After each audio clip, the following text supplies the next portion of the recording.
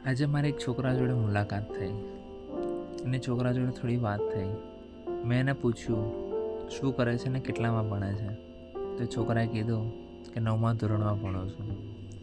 પછી એ છોકરાએ સામેથી વાત કરી કે મને એક પ્રોબ્લેમ છે. મેં કીધું શું છે? તો કે મારે 2 નાની કિડની છે, તેનું ડાયાલિસિસ ચાલુ છે.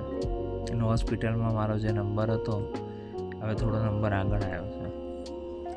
આ વાત સાંભળીને 2 મિનિટ માટે તો એવું થયું કે આપણે નાની નાની જે વાતો છે કે મને આ તકલીફ છે, કે મને આટલું બધું દુઃખ છે, પણ આ જે છોકરાની વાત સાંભળીને એવું લાગ્યું કે એને જે તકલીફ છે એની સામે આપણી તો કોઈ તકલીફ જ નથી. કે જે તકલીફ છે તો પણ એ હસતો, ખિલખિલાટ, મોજ મસ્તીવાળો, એ કે આપણે ટેન્શન લેતા જ નથી. જે થાય એ સારું થશે. પછી મેં એને પૂછ્યું કે હવે આની આગળ શું થાય. તો એને કીધું કે કોઈની કિડની હોય એ મને મળે તો આગળ વાત થાય. અને એ હસતા હસતા કીધું. એટલે આટલો કોન્ફિડન્સ તો રાખવાનો.